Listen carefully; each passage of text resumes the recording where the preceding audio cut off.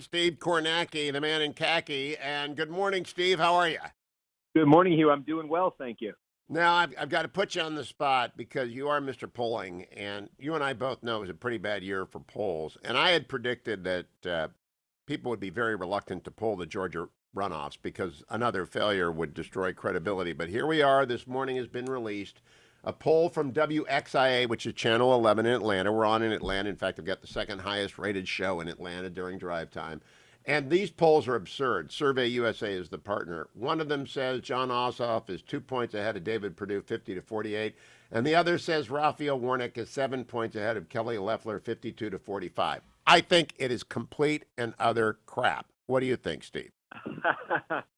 Well, I would say two things. Number one, Georgia was one of the states where the polling problem wasn't as bad as you saw in other states. That said, this particular poll that you're talking about, if you take a look back at the election and you take a look at the composition of this poll here, you could make an argument it may not be fully representing the Republican vote when you start breaking down these polls. But I think my thing with Georgia is we don't really need polls to tell us what I think we already know. And these are going to be close races. These are going to be competitive races. We kind of know the counties where it's going to be decided. I think it's going to go a couple points. Maybe they're in a great scenario for Republicans. They win these races by, I'd say, up to 5 points, high single digits. And in a great scenario for Democrats, they eke it out. Yeah, and Steve, I'll go on record. I think it's going to be high digits for both candidates, Loeffler and Perdue, based upon the Saxe-Chambliss race, based upon the theory that voters are smart, and based upon the fact that everyone will know you've got to vote on or before January 5, and based upon the fact Republicans will get the turnout going early to early voting to avoid a weather shutdown. And meanwhile, Raphael Warnock is way outside of the mainstream, and John Ossoff is a 33-year-old wonder kid who has lost before, twice election. And here's the key. The actual counts in the primary that we saw, or the general election, David Perdue almost got to 50%. He won by 88,000 votes head-to-head with John Ossoff. And in the Republican versus everybody else split, Kelly Loeffler and all the Republicans, including Doug Collins and a couple others, won versus all the Democrats, plus the independents, plus the Greens by more than 70,000 votes. So I actually don't believe these numbers are just insane. They can't show up. It's a stunt. It's sort of stunt polling. And I wonder if you think stunt polling, well, yeah, it's the First Amendment protects it, but should we call it out? Is there an obligation on genuine news organizations to call out stunt polling? Yeah, I mean, in this case, I don't think that's how I characterize the Survey USA poll. I mean, I think there's reason to question certainly whether that result is what we're going to see in January. I think you're laying out the reason right there. Joe Biden won the state, but it does seem that Georgia is one of the places where this phenomenon of ticket splitting that we thought was kind of obsolete in American politics did play a role. You did have and you can see this when you look at the maps in Georgia, when you look at the county by county maps, particularly on sort of the outer tier of the Atlanta metro area. That's where I see it. You see voters who were clearly willing, or clearly ready, I should say, to say, no, I'm done with President Trump, but I'm not ready for Democrats running the U.S. Senate. And there were splits there in a number of counties where you could see Joe Biden just doing significantly better than Ossoff, doing significantly better than the combined Democratic candidates in the jungle primary. And those voters, you would think, I agree with you, those voters you would think would be most receptive to a Republican message right now of, okay, hey, Biden's coming in, don't give him a blank check, don't give him a Democratic Senate. The wild card that I see here, though, is obviously you've got some of the president's allies there in Georgia. You've got Lynn Wood. You've got other folks. You've got the president himself going after Republican leaders in Georgia. And I do wonder, A, does that have some effect on the Republican base in Georgia? And B, does all of that activity, does that posturing, does that motivate the Democratic base in Georgia in a way that it normally wouldn't be motivated for a runoff election? And Steve, my thinking on this is I never name the fringe, not on any issue. And you just named a fringe character.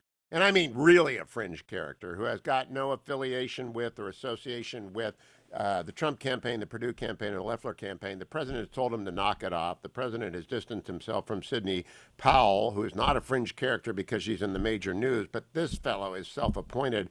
And a trial lawyer that I think is just looking for publicity. What I'm afraid is that the grand narrative, which is center-left in this country, because it's produced by center-left media generally, is trying to stir up, because they can't use suppression polling like Wisconsin, where the ABC Washington Post poll had Trump down by 17 points 6 days before the election, Steve. That's what I have talked to people about. That's suppression polling. They've got a suppression narrative or an exaggeration narrative to try and stir up interest in a race where Raphael Warnock is way outside of the ordinary mainstream of Democratic politicians. I mean, he's to the left of AOC. Well, I suspect, I don't know this, with any sort of insider level of knowledge. I suspect there will be more polls in Georgia, despite all of the red flags that were kind of raised by the polling track record on Election Day.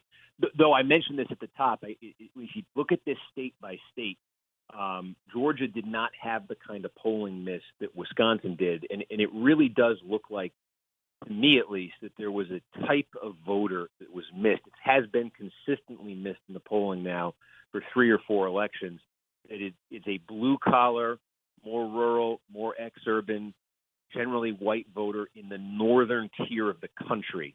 In places like Wisconsin would be ground zero for it, but Iowa, Ohio, Michigan, Pennsylvania, Western Maine, all of these places, that's where just consistently we've been seeing these 5, 10, even more point polling fails. But if you looked at Georgia, the demographics are a little bit more sorted out there, I think, in a way where the polling has not been as off. Now, again, that doesn't mean this one poll from Survey USA has it right, because any one poll can be way off. And I tend to agree with you, as I say, that the dynamics of this race give the Republicans a built-in advantage. But I do think it's a bit of a volatile political situation there, because I do think there are a lot of things happening down there. Forget, you want to say fringe characters, forget that. But I think there are a lot of other things happening. Well, sure, the president's going this weekend. Now, I would argue, back to you, Steve, to consider the Florida misses on Ron DeSantis and Rick Scott from 2 years ago. More importantly, even the original Matt Bevin miss in Kentucky, which has a lot to do with the Georgia special, because Kentucky's in an off year. It's a strange thing. No one else in the country is voting. Media is not talking about it except in Kentucky, so national media. Now, that's a little bit different because national media kind of is looking at Georgia, but not really. I've got 13 affiliates in Georgia. All I talk about is Chuck Schumer threatening to annex Georgia to Manhattan, and I play the tape. In fact, let's play that, the most infamous clip in American political campaign history, cut number 8. Now we take Georgia, and then we change the world. Yeah! I'm sorry, can you repeat that, Mr. Schumer? Now we take Georgia, and then we change America. I play that at least 3 times a day, Steve Kornacki. How do you think that plays in Georgia? Well, I mean, there it is. That is the message that I think Republicans believe with some historical justification will be very effective in a runoff election. You've got a Democratic president coming in. He's got a Democratic House. Don't give him a Democratic Senate. Put a check on him. I mean, you mentioned it in the past. That has worked in Georgia before. The other wild card in Georgia, though, that I think is worth keeping in mind, too, is the state is changing. If you look just between 2016 and 2020, one of the reasons Biden was able to win Georgia is the share of the vote in Georgia coming out of rural areas dropped pretty significantly. Rural areas where Trump was getting, 80, 85% of the vote, he was still getting that share of the vote, but the rural vote wasn't making up as big a share of the statewide vote as it has before. And meanwhile, that Atlanta metro area, I look at there's a 9-county core in and around Atlanta. It is getting bigger and bigger just by population. It's getting much, much more Democratic. It seems with every passing month. It's a place that Hillary Clinton basically won this 9-county zone I'm talking about by 30 points.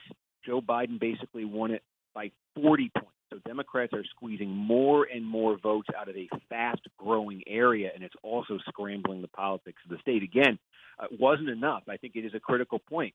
It wasn't enough in those Senate races to give the Democrats the combined vote advantage in November. But there are a lot of voters there that Democrats think they could activate just based on kind of what's happening in the country right now, who they normally wouldn't for a runoff. And I'd say, let's see.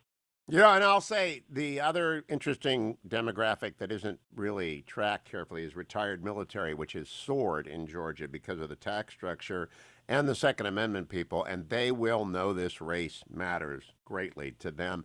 Steve Kornacki, follow him on Twitter at Steve Kornacki. Kornacki and the khaki is what you got to watch on MSNBC whenever he shows up. Stop what you're doing and listen.